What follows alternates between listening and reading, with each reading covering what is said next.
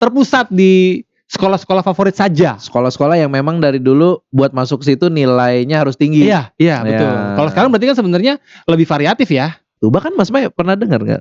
Gimana? Ada sampai keluarga Orang tua nih. orang tua keluarga pindah rumah cuman gara-gara ngincer sekolah favoritnya dia. Mau bagaimanapun sistem dibuat, manusia itu selalu ada cara Ada celah untuk menemukan solusinya.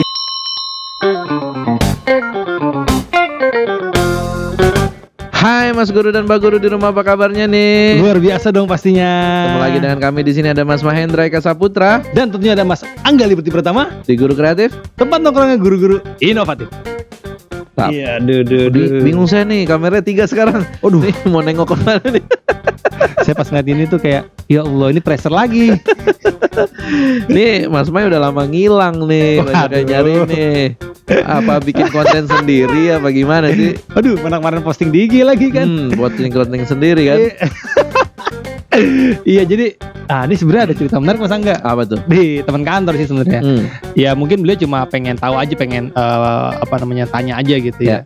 Mas Mae masih guru kreatif nggak gitu? Agak malu juga ya. Emang Guru Kreatif ada resign-resignnya gitu? Ya mudah-mudahan kita bisa konsisten terus ya Mas Angga. Iya, sedikit kemarin iya. agak ada, ya biasa lah, kesibukan mini lah. Iya. Makanya itu, tapi kita hadir lagi Pasti. ya, setelah lama kemarin juga ada Ramadan kan. Yes. Ramadan kan juga ada konten kita tuh 30 tokoh. Iya, luar Pendidikan biasa. Islam, ya kan? Viewersnya lumayan juga menariknya. Ya, alhamdulillah. Nah, hari ini Mas Mae pemanasan. Manasan. Ya, kita Yang ringan-ringan ngobrolin aja apa berarti. Ringan tapi sebenarnya lagi heboh nih buat para emak-emak dan bapak-bapak di rumah nih. Oh, tentang apa nih? PPDB. Waduh, saya lupa lagi judulnya. Itu apa, panjangannya apa dah? Penerimaan peserta didik baru. Oh iya. Jadi proses masuk dari masuk sekolah lah gitu. Dulu ya. kita namanya apa sih? Lupa saya istilahnya.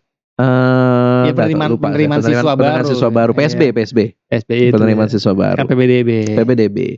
Nah, kita nggak bahas PPDB-nya karena pasti sudah banyak infonya gitu secara tahapan dan lain-lain yang sedikit berpengaruh terhadap Mas Guru dan Mbak Guru yang jadi isu belakangan ini itu adalah tentang mekanisme zonasi, Mas May. Mas May tahu mekanisme zonasi? Tahu. Yang dimana siswa bisa memilih sekolah nanti yang diterima berdasarkan lokasi terdekat. Betul. Akhirnya tuh kalau saya nggak salah tangkap ya Mas Angga. Iya. Jadi akhirnya tuh siswa-siswa pintar dalam mungkin bahasanya nggak tepat ya. Siswa-siswa berpotensi akademik yang tinggi itu biasanya kalau dulu itu terpusat di sekolah-sekolah favorit saja. Sekolah-sekolah yang memang dari dulu buat masuk situ nilainya harus tinggi. Iya, betul. Kalau sekarang berarti kan sebenarnya lebih variatif ya, lebih beragam, tersebar. Iya, jadi kalau dulu akhirnya ada sekolah unggulan. Betul. Ada sekolah unggulan yang masuk nilainya udah pasti tinggi-tinggi, ya udah pasti keluarnya outputnya bagus-bagus karena inputnya bagus, outputnya bagus. Nah, kalau sekarang yang masuk ke sekolah jadi beragam. Jadi sekolah unggulan sedikit-sedikit sudah mulai tidak ada tuh, merata jadinya karena berdasarkan lokasi zonasi tadi gitu. Nah, itu dampaknya juga besar ternyata terhadap guru-guru Mas May, terutama mungkin jadi beban, mungkin jadi tantangannya adalah dulunya peserta didiknya itu kecerdasan akademiknya tinggi, ini bervariasi jadinya. Untuk sekolah yang guru yang mengajar di sekolah unggulan. Iya, sebelumnya. Iya. Tapi kalau guru yang mengajar di sekolah yang mungkin bukan sekolah unggulan tadinya juga berubah tuh karakteristik siswanya. Ada yang memang secara kemampuan akademis jadi lebih tinggi gitu. Betul. Ya. Jadi lebih beragam dan cuman yang paling berasa memang yang di guru-guru yang mengajar di sekolah yang tadinya unggulan. Iya. Kebayang sih. Ingat gak kemarin kita sempat ngobrol sama salah satu pengurus PGRI Bogor? Oh iya. Pak David yang mengatakan bahwa yang tadinya guru cuman tinggal ini ya ibaratnya ngasih overview doang nih materi dan siswanya udah nelen sendiri gitu. Ibaratnya mudah dapetnya gitu. Iya, dan dia bisa mencari sendiri tentang esensi materi itu. Tapi karena proses zonasi akhirnya siswanya beragam. Wah, jadi lebih berat dalam tanda kutip bebannya gitu. Mas Mahe. Yang ada dalam bayangan saya akhirnya jadi guru mungkin harus muter otak gitu ya, memikirkan strategi-strategi baru atau mungkin butuh adaptasi pasti. Iya. Dan akhirnya tantangannya jadi berbeda dengan kondisi di masa lalu. Iya, karena berdampak gitu. Jadi yang masuk lebih beragam. Ya bisa jadi yang tadi sekolah unggulan, terus yang diterima dari zonasi terdekat saja. Jadi siswa yang masuk dengan kemampuan akademik yang jadi rata-rata semua gitu. Itu kan bisa jadi masalah untuk gurunya. Bisa jadi nanti akhirnya nanti yang sekolah itu tadinya masuk ke PTN unggulan-unggulan, mungkin akhirnya jadi itu ya. Jadi nggak semua atau PTN unggulan itu menerima bahkan dari sekolah-sekolah yang dulunya non unggulan. Ya bisa jadi karena kemampuan yang beragam tadi ya. Kalau proses masuk ke perguruan tinggi kita juga belum tahu nih update-nya prosesnya seperti apa. Tapi secara zonasi itu keluhannya seperti itu Mas Mae, dampak yang ditimbulkan gitu ya. Tapi ada juga yang berhubungan sama siswa yang merasa jadi nggak adil. Gimana tuh maksudnya? Iya, misalkan gitu ya, dia merasa jadi mindsetnya masih mungkin ada satu sekolah nih yang tadinya unggulan, sekolah favorit gitu ya. Ada seorang anak yang cerdas nih secara akademis. Nilainya bagus, di atas rata-rata gitu. Dia mau masuk sekolah unggulan itu, sekolah favorit itu, gitu. Dia ngincernya masuk sana gitu. Gak bisa dong, karena lokasinya jauh. Dan dia mungkin lebih dekat dengan lokasi sekolah yang tadinya tidak favorit gitu. Mindsetnya jadi wah anak saya jadi nggak masuk sekolah favorit. Padahal zonasi ini untuk menghilangkan sekolah unggulan dan non unggulan tadi sebenarnya gitu. Mungkin untuk menghilangkan perbedaan yang semakin mencolok mungkin antara sekolah unggulan dan non unggulan. Jadi biar lebih tersebar nih siswa gitu. Iya. Kalau dalam bayangan saya berarti kan gini, kadang-kadang ini juga mungkin berdampak juga dari kenapa ada siswa yang kepengen banget ke sekolah unggulan, mungkin juga karena fasilitasnya, mungkin juga karena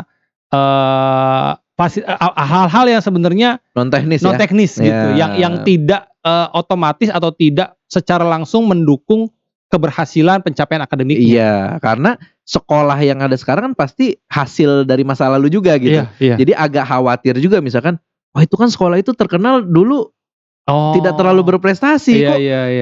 Saya harus masuk ke situ gitu. Padahal kan tujuannya sebenarnya untuk memeratakan kualitasnya kan sebenarnya gitu ya. Mungkin perhatian pemerintah harus ditingkatkan juga ya untuk hal itu. Jadi zonasinya oke sih konsepnya, tapi maksud saya tuh ya sekolah-sekolah yang tadinya bukan favorit itu juga harus di-push juga untuk mengembangkan untuk biar seimbang nih. Jadi mengejar ketertinggalannya lah. Jadi sekolah-sekolah aja siswa-siswa yang harus masuk sekolah yang dekat dengan rumahnya, tapi dulu bukan sekolah favorit juga tetap pede gitu. Enggak kok sekarang udah rata kok kualitasnya gitu. Bahkan Mas May pernah dengar enggak? Gimana? Ada sampai keluarga, orang tua keluarga pindah rumah cuman gara-gara ngincer sekolah favoritnya dia. Taruh. Pindah rumah berarti kan dia harus bukannya kalau PPDB itu berdasarkan data kependudukan juga dong? Pindah kakak gitu, pindah berarti lokasi rumah. Pindah rumah dong termasuk data kependudukannya? Iya, pindah kakak. Wah, sama kayak Mas Mai misalkan tinggal di Ciledug terus mau pindah ke Jakarta kan mengurus surat pindah kan gitu kan. Jadi sampai pindah seperti itu ada. Pindah fisik dan pindah data kependudukan. Iya, entah ngontrak, entah beli rumah gitu. Sampai ada seperti itu. Ini ceritanya memang ada. Real berarti ya? Real, ada. Makanya kalau saya nggak salah akhirnya di penerapan zonasi yang kesekian yang mungkin yang tahun ini ada syaratan lagi. Dia harus tinggal di lokasi daerah itu sudah berapa bulan gitu. Oh bulan, bukan tahun. Saya nggak tahu pasnya berapa ya. Kalau yang pernah saya dengar minimal 6 bulan atau berapa. Ada syarat durasi gitu lah. Ada syarat durasi dia tinggal gitu. Ya nggak menutup kemungkinan misalkan gitu ya. Sampai misalkan ada yang mindsetnya saking kuatnya terhadap sekolah yang dia favorit kan gitu ya. Mungkin sekolahnya SMA. Pas SMP dia udah pindah tuh.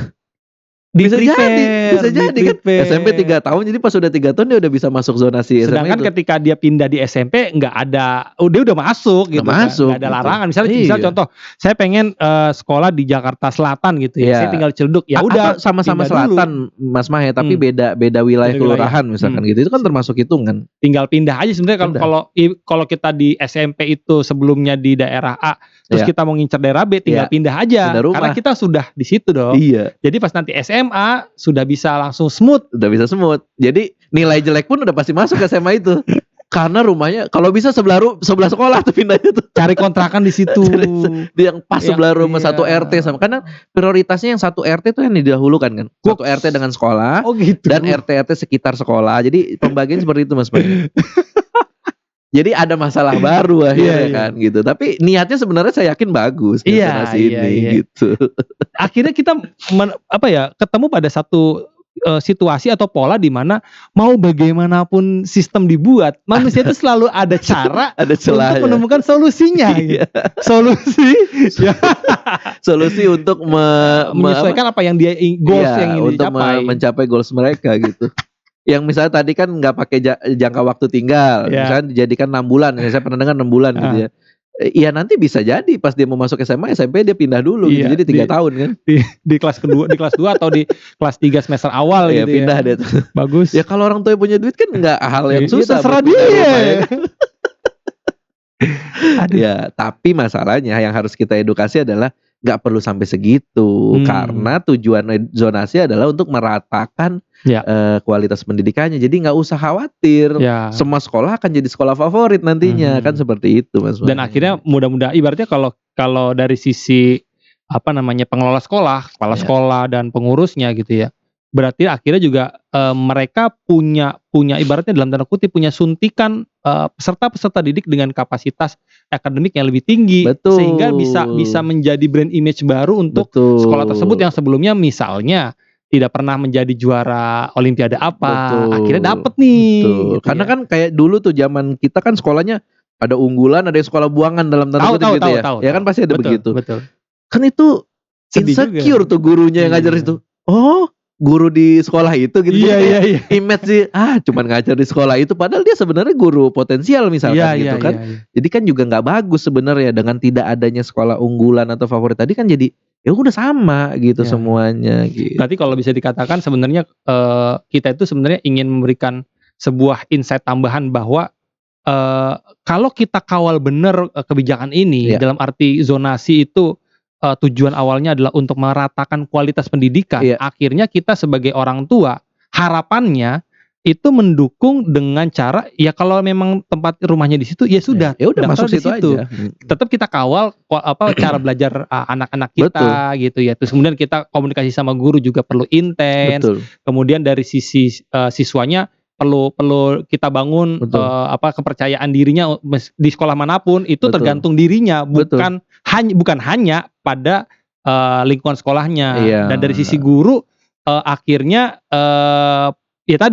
jangan-jangan guru-guru potensial akan muncul ke permukaan karena dia selain karena kemampuan bagaimana meramu ke pembelajarannya itu bagus, ditambah dengan siswa yang bagus akan tercipta akan muncul hasil belajar yang bagus. Gitu. Kalau dulu mungkin gurunya potensial tapi inputnya memang sudah berat sehingga dia nggak dapat karena di sekolahnya mungkin yang masuk dengan grade nilai yang agak bawah gitu. Dia mau mati-matian juga ini memang inputnya sudah agak berat. Betul. Gitu. Ataupun sebenarnya bisa jadi antara yang input sebelumnya dan outputnya sebenarnya udah ada peningkatan yang sangat signifikan.